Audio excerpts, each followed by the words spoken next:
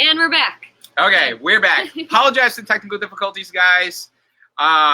Scott says we're the best. We try. So if you were on the first stream and you're coming back over or whatever, we're doing a little live video tonight on Wednesday. It is just me and Allie at the shop while Scott enjoys himself on the beach in Florida Keys, swimming with dolphins. Woo. So yeah. And we're here where it's cold and rainy. Yes. And no dolphins. Yes. So a couple topics tonight we want to talk about water changes, why they're important, and a shipment that we recently received as well. Yes. You want to start off with that, Allie? Yeah, so this week we got the first Indonesian shipment of corals in like 18 months, I think it's been, which is really exciting. Yes. You know, it was really cool to just see stuff we haven't seen in a long time. So that was really neat. Mm-hmm. You know, we got stuff that just is getting fragged up, so it's going to be a little bit, but there is some stuff available to be purchased right now. Some really cool so definitely stuff. Come check that out because it's pretty neat. This is really great in the turning point for INDO. Everything is being highly regulated, which is super, super awesome. Sean Snails, what's up? Sean Snails in the house. Scott Crow is in the house. And Chris is back.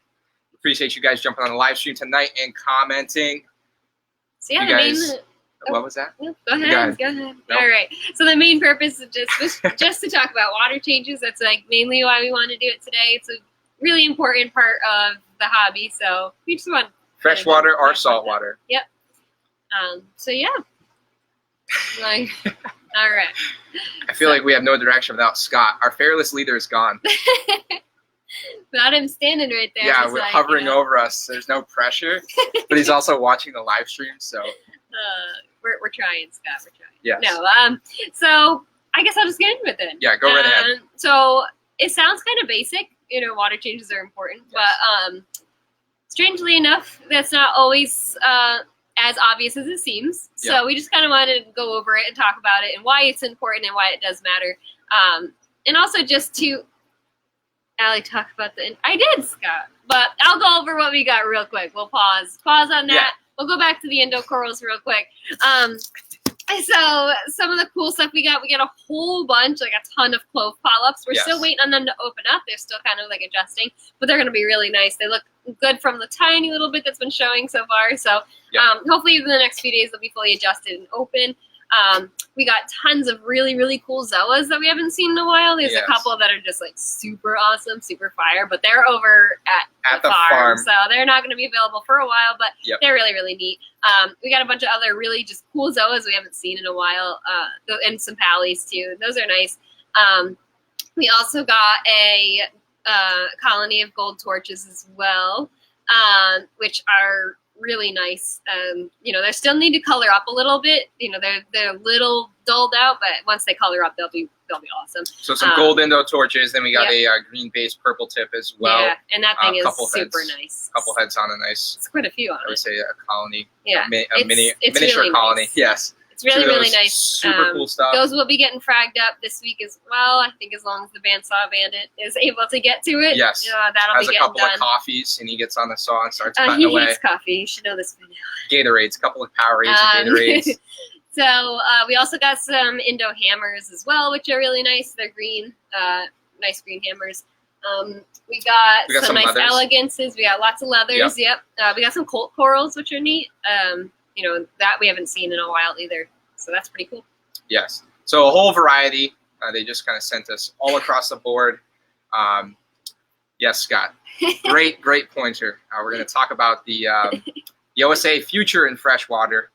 I'm not really sure where we're going with this, but freshwater is going to expand and become the backbone of the company. Okay. Saltwater is going to be a thing of the past. No, I'm just joking. No. But freshwater is, I feel like, the gateway into the hobby, and it really is able to reach a wider, broader audience. And we're able to develop these absolutely stunning, beautiful aquariums and furniture pieces in homes and service them at a relatively cost-effective rate for you guys to, or any customer or business, to have one of these beautiful setups in your place of work or your home or whatever, to enjoy it and not have to worry about anything. And it's just absolutely gorgeous and beautiful. the aquascapes and the color variations of fish that we can do with the freshwater, just absolutely stunning, and they stay crystal clear. Our service techs do a fantastic job. So we're going to be leaning towards more freshwater service accounts and really pushing freshwater a lot in the coming future to really get people into the hobby. Freshwater is the gateway into, into the saltwater. I just got distracted by a fly, but reefing can be a little discouraging sometimes to some people, to newer hobbyists, and freshwater is a great way to get people into the hobby and get them excited about it. To see the colors, especially African cichlids for a good example. Not my personal favorite fish to keep, but they do offer a ton of amazing color, the great action. They can even breed in some cases when parameters are correct, and they're really happy. Yellow labs are very prolific. They got that bright yellow color that people are looking for, so it's really spectacular. But yeah, OSA, the future of freshwater. It's going to be the backbone of the company. I mean, it kind of is how it started. Yes, so. It is. If you guys have been around for a long time, you know Scott started with freshwater monster fish. Which we have a video coming out soon. Yes, actually. Any day now. If you guys, literally any day. Probably tomorrow or Friday. The I'm shooting for history Friday. of Ocean State Aquatics. Yes. So if you guys are not already, make sure you go check out our YouTube channel. It's called Ocean State Aquatics TV on YouTube. We upload, or I should say I upload as much as possible. Mostly it's like once a week. I'm trying to do 3 times a week for you guys, but we're busy at the shop right now. But yeah, check out the YouTube channel. We really appreciate it. Comment on the videos. Give us some feedback. Give them a thumbs up or a thumbs down. Let us know how you like them. It's all good feedback for us to help you guys and create content that you want to see. And we will be uploading that video shortly on how OSA started and how it grew, and how Scott started a company from the bare bottoms of nothing and brought it to where it is today, where we have all very exciting video. Yes. Probably going to be one of the best ones, so we're really excited about it. Yes. So, all right, back to the base of the video. Without further ado, water changes. Back to what we were talking about. Water changes everything. They're important. Changes everything, folks. So, like I was saying, sometimes it's like one of those things that a lot of people don't want to do, which I totally understand. Like, I'm right there with you. And if you're like me, who has to buy your water and come get it, it can definitely be a huge hassle and a pain. Yes. I understand. Like I said, I can't have an RO system where I live, so I have to bring water for my 2 tanks, from here every day. And like I work here, so it's easy. But if you don't, and you have to come get your water all the time, I totally understand. But they are important, And there are people that run successful reef tanks without water changes. It just, but there's a lot that goes into it. If you do decide to not do water changes, you have to do a lot of dosing, because what happens, when you do a water change, you're replenishing things that are getting taken out, especially like trace elements. So, of course, alkalinity and calcium are being replenished, and magnesium, but also your trace elements too. So if you're not doing them on a regular basis, those trace elements that you don't normally, that the average everyday reefer isn't normally dosing. You might be dosing alk and calcium, but you might not be dosing those trace elements. So there's like there's potassium, potassium, there's all of those. Yeah, microelements. And they are super important, very important to your corals. And without those, you will start to see a decline in some really unhappy corals. So it's important to make sure that those are getting dosed if you do decide to go the route of no water changes. You really have to focus on getting all of those dosed and making sure that you're testing that. That you don't want to just dose willy-nilly. Again, just like with anything, without testing it, if you just dose, you're going to start having some really bad issues with overdosing, or just underdosing, and you're not doing enough. So getting test kits specifically for, like you said, potassium, strontium, boron, all those things. It's important. And then also doing an ICP test is really helpful too, which is a test that you take a sample of your water and you send it in to a company, and they give you test results on everything they could possibly test in your water, stuff that you would never think of. ppm. Yeah, so we recommend doing that every 6 months or so. Even if you do test everything, it's good to just get that baseline and see what you're doing.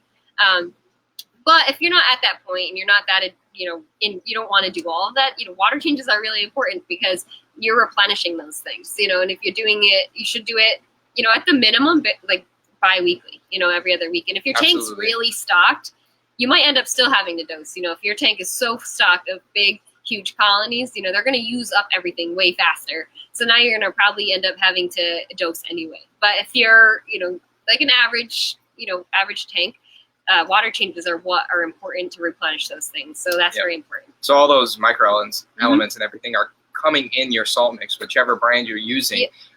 You need to replenish those over time, and it's all going to, you know, depict the color and the happiness of the coral. If you're not replenishing those elements, it's, you know, you're going to see the effects of it over time. It's going to take a while, but yeah, you'll definitely see it. And, you know, so it just depends. But then the next thing, the most, you know, one of the biggest things is obviously reducing the waste in your tank. So when you're doing a water change, you're taking out that waste that's building up in there. So that's usually in the form of nitrates. Your nitrates are going to be high, you know, especially if you have a heavy fish load or just a heavy bio load in general. They're producing waste, and that waste is just building up. And, you know, eventually you could have high nitrates. If you have something to suck up those nitrates, like, you know, people, like I said, people get away with not doing water changes, but usually they have some form of nitrate reduction. Some people do reactors, but also one of, like, my favorite way is a refugium.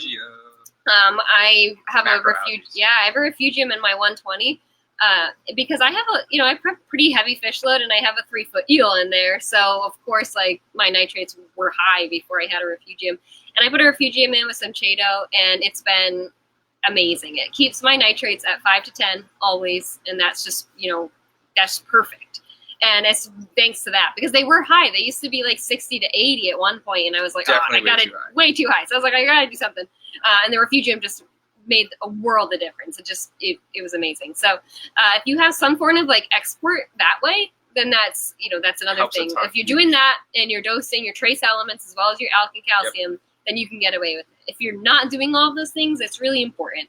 So just keep up on that. And, you know, one other thing I like to mention too with people with water changes in salt water is your sand bed. So if you don't have a bare bottom tank, you have a sand bed, like a majority, you want to be careful, like in freshwater. So I know usually with freshwater, when you're doing a water change, you're siphoning through your gravel bed. You know, you do the whole gravel bed. And you have a freshwater fish only, and you have a gravel bed. You want to get in there and you want to siphon gravel back the entire thing every time you do a water change, because if you don't, nitrogen gas and nitrogen pockets build up inside the substrate where it's unagitated.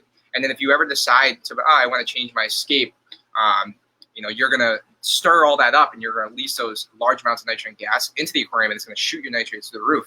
And then you'll start reading in the red zone. And you don't want to see red. You guys do an API test kit, and if you see red, or to the point where it's almost purple, it's not good at all. It's very, very, very toxic in those high levels.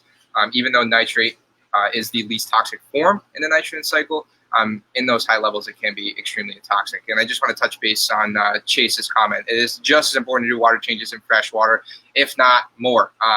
It's unless you're doing a live planet tank and you have 5 tetras and a 30-gallon that's fully loaded with plants, you're doing water changes at least, you know, twice a month. The more the better. I always say if you can do water changes every week or every 4 days, your fish are just going to be electric. The cleaner you keep their water, the less waste that's in that aquarium. We're running closed systems. You know, we're playing Jesus, basically. You know what I mean? Like, we're creating artificial ecosystems. And there's no influx and outflux of fresh, clean water and more nutrients that come down, like in rivers and streams and ponds and natural ecosystems that we have here. The world is just so vast that there's plenty of water to dilute everything. You know, so in these closed-loop systems, we have to make sure we're taking out that excess waste, that junk that's in there that builds up over time from you feeding the fish, and anything that you're putting in the aquarium that breaks down. So we got to make sure we take that out. Bob Rinfrey's in the house saying hello. And it, like Joe basically covered it, just the same as saltwater. So what I was getting at was, in saltwater, you have to decide when you're doing water changes, do I go through my sand bed or do I not? And that's something you kind of have to decide right from the beginning. So if right now you're watching this video and you've never siphoned your sand bed and you're like, oh, maybe I should do that, don't. Just leave it alone. Because basically what happens, like he said, it's the same thing in saltwater. Yeah. So that bacteria, there's live bacteria in your sand bed. And what it's doing is it's consuming all the waste, the fish waste, the coral waste, and it's feeding off it. And that's what's reducing, you know, keeping your ammonia zero and keeping your nitrate zero. It's feeding off of it and eating it before it can become a problem. The only issue is its byproduct is nitrates. So that's where nitrates come from. Basically, I always say it's like bacteria farts. I don't know. But that's a good analogy. It is. So basically these bacteria are, you know, producing nitrates as like a byproduct. So they are building up gas underneath their sand bed. Yes. So if you go and you disturb that sand bed, now all of that gas is getting released all at once into your reef tank, and it can crash your system very quickly. So it's very important that if you've never touched it, don't touch it. Because like I said, it could really cause catastrophic problems in your tank, especially smaller tank. You know, if you just disturb a little spot in a bigger tank, like, okay, it's not that bad. Might have an increase of 5 you might have a little ppm bit. At the most. In a smaller tank, if you decide, oh, I'm going to change my rockscape or I'm going to start siphoning, you're going to have a serious issue. If you have a 10-gallon water box tank, don't take all of your rock out at once and then stir up the entire sand bed because you're going to jack your nitrates through it. Experience, I see. Oh, no, not at all. Everything's perfectly fine. I do it like once a week. So that's the other thing. So if you're just starting and you're trying to decide what you want to do, if you want to, siphon out your sand bed, that's great, but just make sure you do it with every water change. If you are doing it with every water change, that's when you start to see an issue. If you're doing it with every water change, they're not building up enough nitrates to actually cause a big spike. You'll get a little bit of a nitrate buildup, but it's not enough that it's going to cause any significant change in your water chemistry. But if you do it, every time, and then you just, go a couple month hiatus without ever doing it, and then you go back to doing it, you might have another issue. Bob's cracking me up in the comments there. So just, keep that in mind. If you haven't disturbed your sand bed, don't. If you do, keep doing it. It's just one of those things that you have to decide one way or the other from the beginning. Absolutely. If I don't touch my sand bed. My 120 is 2 years old, never touched it. My 65 is almost 4 years old, never touched it. So it's just, it's one of those things. If you want something to, it's a good idea to have something to stir up your sand bed, like a fighting conch or a sand sifting star or Nacerius snails. Those are all great options. And bristle worms will do it too. Yep, they move through your sand bed and they keep that kind of disturbed enough where it's not going to cause any issue. But again, still wouldn't recommend stirring it up if you haven't. But the whole point of this was basically just to talk about how water changes are important if you're not dosing and you're not, removing these nitrates in a certain way, like a refugium or like a reactor. Huge shout out to Casey Reefs in the chat. What's going on? All the way from California on the West Coast. Super far away. But yeah, so back to the freshwater realm of things, away from the salt water. People with planted tanks might be saying, well, I have plants. How do I gravel back my substrate, my planted substrate, or my sand if you're using a coarse sand for your plants? Typically, you're not going to be vacuuming the substrate in a planted tank. You can, especially if you have a carpeting plant, you can go through and actually, like if you have a thick carpet of baby tears or dwarf hair grass, and you can suck the loose to try this or build up of poop or uneaten food off the surface of that. But for the most part, what happens is your plants are actually consuming nitrates in your aquarium. And they're going to be consuming them through their roots as food. Oh, stop it. Fresh water is way better than salt water. I don't know. I don't understand the logic why salt water would be better. But anyway. Debate in the comments. Let us know. Do you have freshwater or saltwater tank? And how often do you do water changes? Let us know in the comment section. We really interested to see what you guys all have. Everybody that's watching and listening, we'll answer to you as well. So I lost my train of thought. We'll make sure we tell him. I think he might be watching, so he might. Yes, see that, Scotty is in the chat. He should be, unless he's not watching anymore. I agree, Bob. I don't know what he's smoking, but salt water's definitely better. But that's okay. Oh man. We'll win. So yeah, so in a planted tank, your plant roots are growing and constantly going through the substrate, and they're going to be absorbing those nitrate pockets that do build up, so you should not have to worry about it at all. And then there are snails and different types of things that do bury through the sand bed. A lot of people think this species is a pest snail, and a lot of people hate them, and they're very prolific. But the Malaysian trumpet snail is actually a really good snail, especially if you have a large tank, that you want something to bury through the sand bed and release those nitrogen gas pockets for you. A lot of people think they're bad, but if you control your levels of nutrients in the aquarium, you control your feeding, they will not overpopulate. They're only going to populate to the amount of food that they have in the tank. So, but they're really good snail that buries through the substrate, just kind of like the Sarius snails do. They just breed really well in freshwater. But yeah, so little pointers there on the freshwater. Let's read these comments. Ben just actually brought up a good, I don't know if he has automatic water changes, but that's my guess.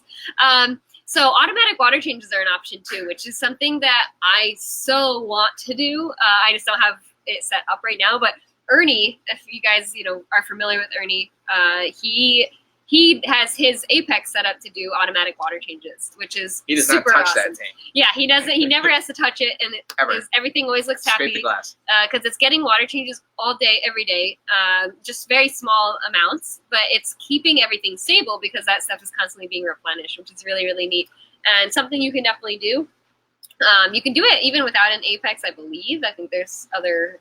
Oh yeah, there's definitely ways you can do it DIY. Look up some videos on YouTube. So it's definitely something that you can do, and that's a really cool option. If that's something that you're able to do, that's like honestly, the best way to go. Yeah, honestly, in my opinion, that is the absolute best way that you can do any system is to have automatic water changes daily. Yes, that's a lot of water, but use your wastewater wisely. Water your garden, water your grass, irrigate with it. Don't just dump it down the drain. If you're going to do it that way, be respectful with it. It's great fertilizer for plants, especially freshwater. I wouldn't really do much with the salt water, but I don't know what to tell you there. But 100% water changes, or what am I saying? Auto water changes daily. That is the 100% best way to go about water changes. You're constantly providing a clean environment for and stability. That is the biggest thing. Is consistency and stability in your closed system in your aquarium. Yep, stability is key, and that's the most important part. Joe. But I don't understand what that is. Stability is the #1 most important part about a reef tank, or really any tank. Because in the wild, it's always stable, typically. Things are very rarely changing and increasing or decreasing. You get small amounts, but everything's for the most part very stable, and that's what we're trying to achieve in our closed systems. So water changes, they're important. If you don't want to do all the extra, water changes are so important. So definitely keep that in mind. We don't want this color. Yes. But I do want to say too, with nitrates, we don't want 0 either. No, but you want a little. Reef tank. 5 to 10. Yep, in a reef tank, we're keeping a goal of 5 to 10 nitrates because 0 is not good for our corals. Our corals actually use a little bit. So, excuse me. Stuff like pulsing xenia. Oh, yes. Pulsing xenia love dirty water. So some corals do better with a little bit higher nitrates. SPS not so much, but they do need something. Corals will actually not be very happy with 0 nitrates. You can also run into dinoflagellates and all that. Not so fun stuff. So definitely just keep all this in mind, and that's really it. Absolutely. And just to touch on Tom's comment again, that's why freshwater is better than saltwater, because you can 100% reuse all the waste product from it. Yes, let me read this. And you can feed the crap out of your tank. Yes, yep. Yes, you can. So you can definitely you can feed heavy with auto water changes on your tank to make sure everybody's getting fed and nice and fat and healthy. Your corals are happy. And your corals are happy. Definitely grab that Coral Max. So water changes are super important, not just at your home aquarium, but also in here. That's what I do. So I'm here basically to make sure everything looks good. So I do water changes on the fish system every week, and I do water changes on the coral system every week. And tomorrow is my water change day. So I get here at 8 o'clock in the morning, and I do water changes on the reef tanks on Thursdays. And this is something I do every single week. It's very important that I get all these done every week. It's amazing. So we have bare bottoms, obviously, and all of these tanks, and it's amazing how much detritus builds up in just 1 week. And it makes you realize, wow, this is happening in my tank, and without water changes, it's just sitting in there. So, it's definitely an eye opener. But I do these water changes every week just to make sure everything's replenished. There's so many corals in here that we want to make sure that all the trace elements are good and they're all stable. So it's important. Little product plug little right here. Coral Our Max. Coral Max all-in-one coral food. that is our It's our unique blend of phytoplankton, zooplankton, rotifers, dried copepods, daphnia, farm-raised spirulina. It's a gigantic grab bag of everything. Great immediate feeding response. I fed my corals this morning, and my mushrooms immediately go like this. Suck it and all just in. like fish, with corals. Actually, too, my cleaner shrimp eats it. Yeah, my fish I make love it it. into They a always thick steal paste. it. Yeah. They steal it from the coral. But variety is key with both fish and your corals. Some foods lack variety, and it's just like a single source protein, and they're missing out on a lot of stuff. So the Coral Max is a great variety because we were seeing that we were mixing all these different foods together just to get one good variation of food. Yep. So with this, it's kind of got all of that together. And it really just helps with color, with growth, with everything. So we always strive for variety in fish food. Feeding your fish different types of foods all the time, so you're not just giving them a steak dinner every night. And you want to do the same thing with your corals. So if you're just feeding them one species of copepods all the time, they're not getting that extra nutrients that they need from things like spirulina or other types of minerals that are found in the Coral Max that really improve health and function and color. So it's really, really, really good food. If you guys have not already tried it, if you guys are local, you can come in, grab a free sample, try it for yourself, and if you like it, you can purchase it here. Or if you guys are not local, you can go to osachoice.com and order it right there, and we will have it shipped to your doorstep. We ship out a lot every week. Yours truly. So, but yeah, I think maybe I'll write you a note as well. Send you a Keep On Reefing bracelet for free. Try some Coral Max, guys. osachoice.com. All right, guys. So yeah, thanks for sticking with us. If you stick with us for this whole almost half an hour live stream, we appreciate it. And definitely. Yeah, I said 10 minutes. Oops. I know we're going a little over, but we get into it. So we appreciate all you guys listening in and watching and commenting. We love to read it. And love the engagement. Yes, absolutely. For sure. Comment up. I want to get this live stream on Facebook so populated that we can't even read these comments. We have to go back and answer them individually. That's how many people I want you guys to come on here and watch and interact with us. Let us know what you think. We have fun with it. Give this video a big thumbs up. And if you're on YouTube watching this, because this will be on YouTube as well, make sure you click that subscribe button. You want to see more videos while they're edited or live streams like this, click the notification bell so YouTube alerts you when we upload. And I know a lot of spouses out there are like, oh God, I hear their voice again. We hear it all the time. Oh, my husband, all he does is listen to your videos. But it's we okay. appreciate it. No Scott tonight. So you guys had headphone users. You had a nice, easy introduction into the live stream. You didn't have to oh God. No hurt eardrums tonight. So we appreciate you guys watching. Guys. Come visit us, even though Scott's not here. We're here, and we're great too. So definitely come see us. And that's really about it. I guarantee you, I give you 20 extra minutes than what Scott would. All right, guys. We're heading out. You guys, hope you have a great night, and keep on reefing, baby. Yes, keep it fresh, baby. Woo!